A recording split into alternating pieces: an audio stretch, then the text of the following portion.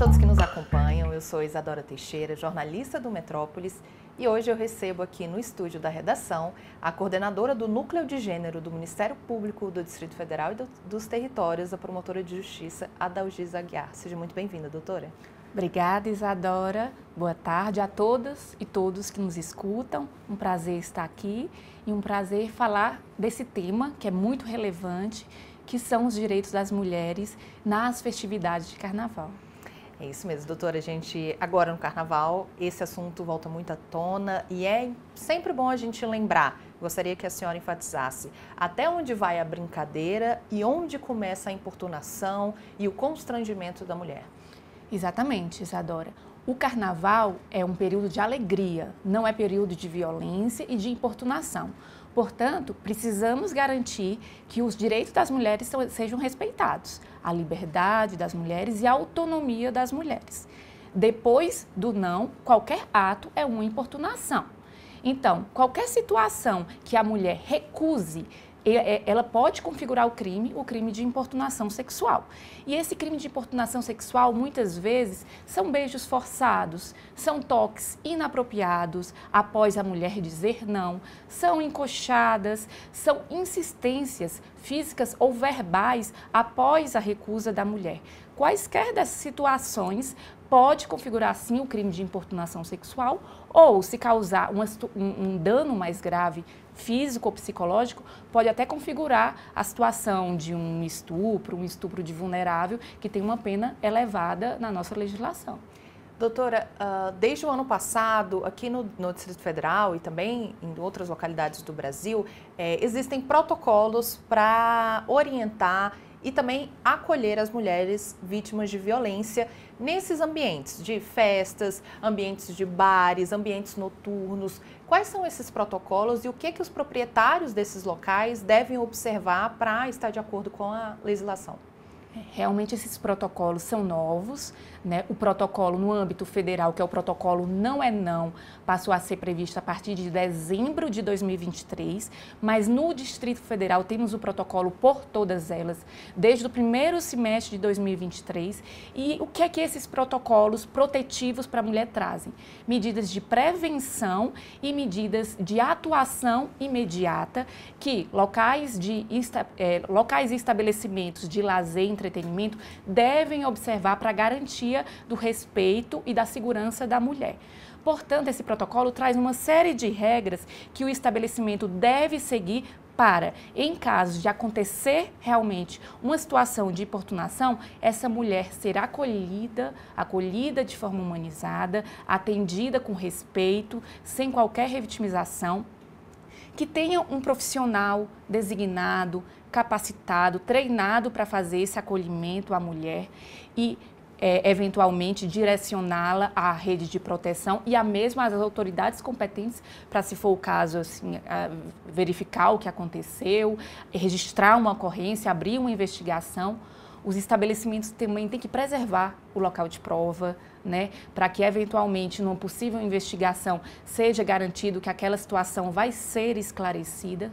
E, além disso, os estabelecimentos privados e os espaços de lazer, por exemplo, os bloquinhos de carnaval, as festividades de carnaval, elas devem dar informações visíveis para que mulheres que eventualmente estejam sendo vítimas de importunação possam procurar um local, um profissional ali naquele local, um ponto de apoio para relatar a situação e buscar ajuda para que aquela situação seja amenizada, seja diluída imediatamente. Doutoras, esses crimes, eles precisam de provas? O que a mulher deve fazer a partir do momento em que ela é vítima? Ela deve procurar testemunhas para que possam auxiliá-la nesse relato que será dado à polícia, às outras autoridades? O que ela deve fazer a partir do momento em que ela é vítima e precisa procurar ajuda? A mulher que em qualquer desses locais de lazer, inclusive agora no carnaval, nos blocos de carnavais, nas festividades do carnaval, que se ver numa situação de constrangimento, de importunação, ela deve procurar ajuda imediatamente. Deve procurar pontos de apoio, deve procurar uma pessoa ali no estabelecimento que ela consiga se comunicar para informar o que está acontecendo, para que nesse ponto de apoio consiga afastar o agressor dessa mulher, consiga preservar, né, a segurança, que é o fundamental, a segurança dessa mulher. Também ela deve procurar os canais de denúncia. E são diversos os canais de denúncia. O principal canal de denúncia sempre alerta, que é o 190. Está acontecendo em um determinado bloquinho, nas ruas, uma situação de constrangimento, ligar para o 190 da Polícia Militar, que atende de forma imediata aquela situação e tenta diluir de forma imediata aquela situação.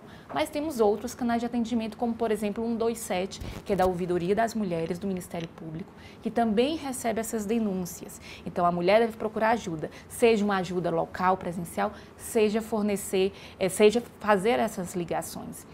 E os estabelecimentos, os blocos, têm o dever de preservar as provas, procurar testemunhas nos locais que possam contribuir para essa investigação, devem manter eventuais câmeras de segurança para contribuir para essa investigação. Então, o que a mulher tem que fazer é se preocupar com a segurança dela, procurar ajuda, ligar nos canais de denúncias e realmente os bloquinhos, as festas de carnavais têm a obrigação de garantir que todas as provas sejam preservadas e, principalmente, que a segurança da mulher seja preservada. Doutora, qual é a diferença entre assédio sexual, importunação sexual e outros tipos de violência contra a mulher? Então, muitas vezes, algumas legislações trazem o termo assédio. Mas nós sabemos que o Código Penal traz a figura, uma tipificação própria do assédio sexual, que acontece quando há um constrangimento e uma posição hierárquica envolvida. Um chefe com sua funcionária seria, por exemplo, um caso de assédio sexual. Mas a legislação, por exemplo, a legislação por todas elas, traz a questão do assédio de uma forma geral, como se fosse uma situação similar com um constrangimento. Mas nós poderíamos usar de uma forma mais ampla constrangimento. E um constrangimento pode configurar uma importunação sexual ou pode configurar uma situação mais grave, que é um estupro, por exemplo, quando é precedido de uma violência e de uma grave ameaça. A importunação sexual, que está prevista no nosso Código Penal, com pena de 1 a 5 anos, é essas situações, por exemplo, de insistências físicas, verbais, sem o consentimento, que provoquem vergonha, desconforto, humilhação na mulher. São essas encoxadas, são essas situações de beijos forçados, abraços forçados. Todas essas situações configuram uma importunação. Situações mais graves, como eu disse, podem configurar o estupro, que tem pena de até 10 anos, ou até mesmo estupro de vulnerável, eventualmente a depender da situação que essa mulher se encontre, né? Uma situação de uma vulnerabilidade maior, e aí pode chegar a pena até 15 anos. Doutora, no último final de semana, o Distrito Federal registrou 2 casos muito chocantes de violência contra a mulher. Foi um feminicídio dentro de uma igreja aqui da capital do país e também um estupro cometido por um motorista de aplicativo contra uma passageira durante a corrida.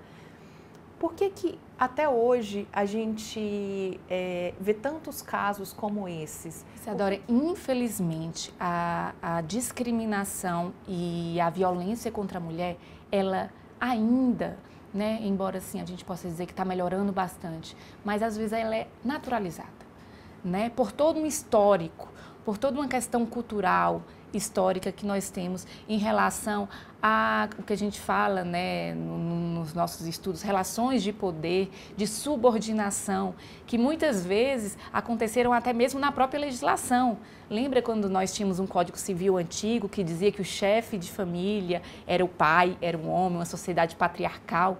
Então, todas essas relações de subordinação, muitas vezes legitimavam situações de violências, que muitas vezes, não só a violência física, mas a violência psicológica, por essa naturalização dessas relações de poder.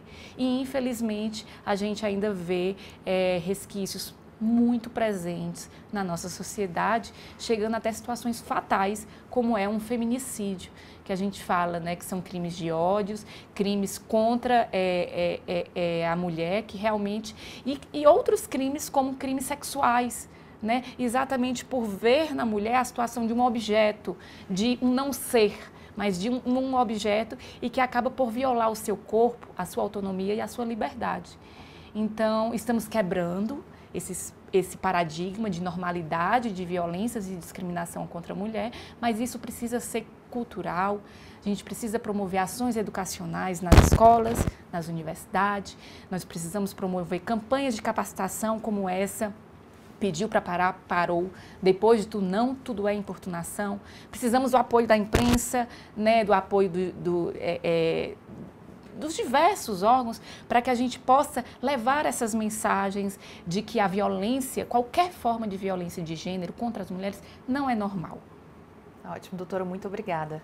Obrigada, querida. E a você que nos acompanhou até aqui, eu agradeço. E lembre-se, um ótimo carnaval para todo mundo, mas com respeito a todos. Até a próxima.